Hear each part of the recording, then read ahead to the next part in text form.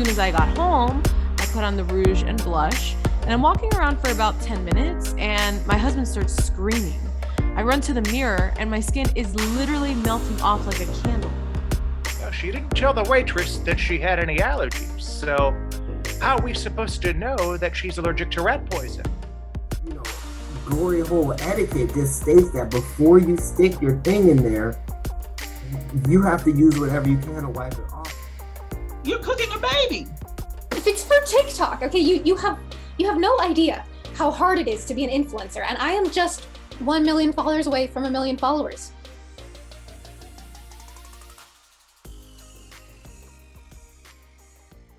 Thanks a lot, guys, for coming on my show. I really do appreciate it.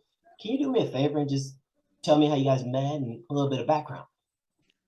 Well, thank you, first of all, for listening to us. I knew that we needed to come here after seeing that one case where the lady hired the babysitter and then found out the babysitter was a felon. Whatever happened to them? Yeah, I remember that one. Well, my team did end up following up. And turns out the babysitter did actually kidnap the kid. And last we heard, the kid was in a crate, I think headed to Europe or somewhere in that area. Oh no, so is she in jail? No. Actually, after the trade went through, she took off with the money and no one's heard from her since. OMG, that's horrible. I guess it kind of depends on your perspective, right? Well, my name is Stephanie Ricks, and we became close at Shaky Hands Dental School. Shaky Hands Dental School. Mark Ranger here. So this is a dental school for people with essential tremors disorder. I think I know, but tell me a little bit more. What's that? So we all have essential tremors disorder where we occasionally will start shaking, but usually it only lasts a few seconds. So in a school, we specialize in filling cavities, root canals, and teeth cleanings. All right, dumb question here, but what would make you guys want to pursue this type of career? I think we find it as something to overcome, to accomplish. Are there people that say we shouldn't be using drills in people's mouths? Sure. Have there been accidents that have left people with tongues split like snakes and holes in their jaws? Yeah, absolutely. But things happen and people heal. Well, sort of. Yes, and we also take precautions. We have people sign waivers, and everyone, and I mean everyone, gets put to sleep before we start digging. So if something happens, there's less of a struggle.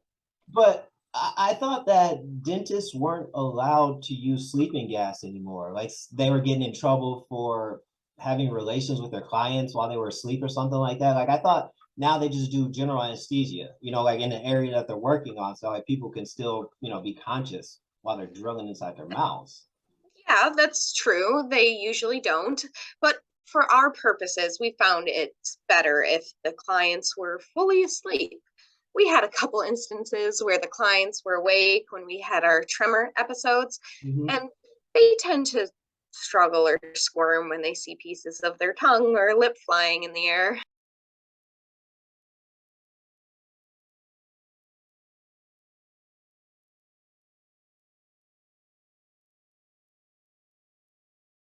So then by your clients going to your school, what's in it for them? Like, why would somebody want to get their mouth, their teeth worked on by somebody with essential tremors disorder? Well, we market to people without insurance. So it's either our way or they let their teeth rot. Which would you choose? Okay, so according to my notes, it looks like Stephanie, you loaned Mark some money to get out of some legal issues, but Mark, you don't feel like you should have to pay her back. So tell me what's going on. Let me start off by saying I have heavy hands. So I was practicing at home on a neighbor when all of a sudden I had a tremor episode. This one was particularly bad, and unfortunately it happened while I was drilling a tooth to fill in their cavity. Their mouth clamped shut while with the drool still in the position inside their mouth. So, So what happened when they woke up? uh, so that was one of the problems. I guess between my homemade sleeping gas and the excessive amount of blood they lost, and they never woke up.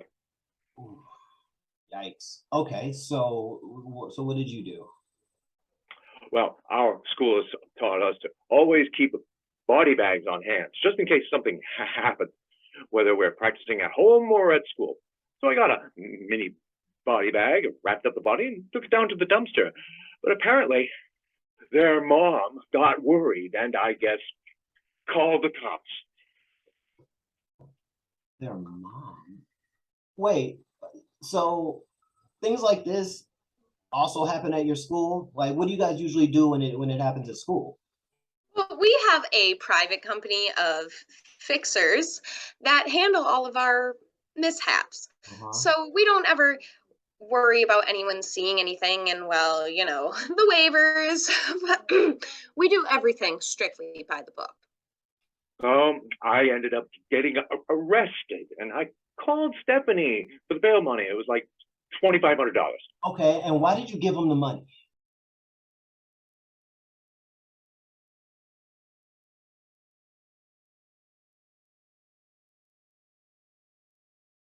Like, did you feel bad for him? Like, why did you give him That's spot on. I felt bad for him. I mean, we all have tremor episodes that have ended someone's journey on this earth, but I don't think it should be a reason for someone's career to end over just a little mistake. I don't know if I would call that a little mistake. I mean, someone's not going to see their next birthday, and you think that's a little mistake? A few bodies here and there are a small sacrifice to make for a mouth of treasure. When we graduate from this school, we're going to be the best dentist the world has ever seen. All right, and so how many days does your school usually go in between incidents? Are you talking about maimings or fixer specials, as we like to call them? Let's go both. Usually 0, but we've been getting better. Now we're seeing more maimings than fixer specials. 12 to 8.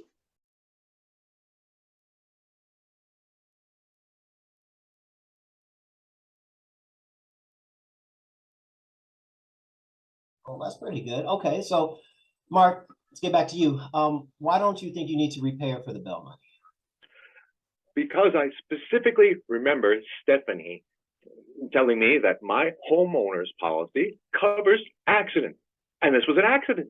I think she may have been talking about someone, I don't know, falling down your stairs or slipping in your driveway. I'm not quite sure she was talking about murder. Well, she wasn't clear about it, so I thought it was up to interpretation, and I thought I was good to go. If I would have known my homeowner's insurance policy wouldn't cover this, I would have certainly been more careful about bringing that body down to the dumpster. That's what you would have changed about everything is how you were seen bringing the body down to the dumpster. And actually, that leads me to my next question.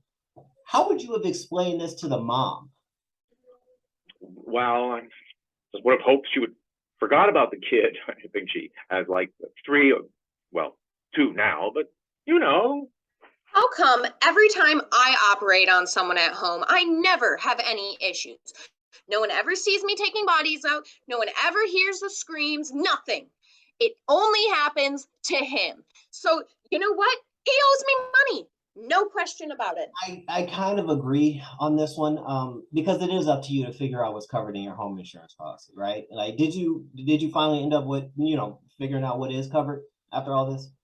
I did when I got out, and apparently that's not how the homeowner's insurance works. But how was I supposed to know that? I mean, I thought my best friend would look out for me, so I believed what she told me. So basically, you were gonna pay her back the money if the homeowner's policy had paid you, but since it didn't, that's why you're not gonna pay her back the money. Is that kind of what you're saying? Well, that's another thing. Yeah. Okay. And Stephanie told me that if they're under 18, they don't need to sign a waiver. And just let me know if you have parents. I asked the kid, and he said, "Yeah, sure." Was a kid? Oh no. Okay. Yeah, I don't think that. Oh, all right. Never mind. All right. Well, as you know, it's my job to keep you guys out of court. So here's what I've come up with. It is up to you to find out what's covered in your policy. You know. Exactly. When it comes to minors, yes, according to the rule book, every minor has to acknowledge that they have parents before the first drop of blood is seen. But we don't accept a sure when we ask. They have to say yes or uh-huh. Yeah.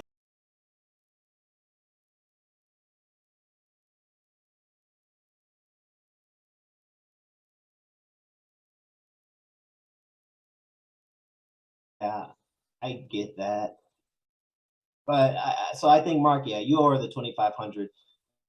Also, I guess according to your handbook, sure is not a proper response from a minor when you rearrange their teeth or potential life's journey potentially. So, I, yeah. I don't know how I'm going to get the money. I may have to just, transfer to the fixer department and maybe do some on the side work in interrogation. Like, is it safe? All that. So I could do freelance. Like I could advertise on Craigslist. Well, you just make sure they pay up front before you go in there. Oh, yeah. Good idea. Just in case. I don't want to have to dig through their pockets on the way to the dumpster. Yeah. Thank you. That is all I wanted. Thanks, Ryan, for all your help. Yeah, no problem. Hey, can you send me some of that sleeping gas? This whole exhaust in the closed garage thing, it's not working as quickly as I thought it would.